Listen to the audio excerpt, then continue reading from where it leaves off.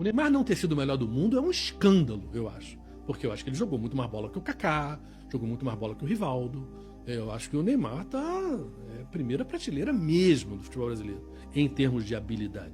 O cara que passa bem, dribla bem, chuta bem, inteligente. Pô, cara, o que ele não fazia bem?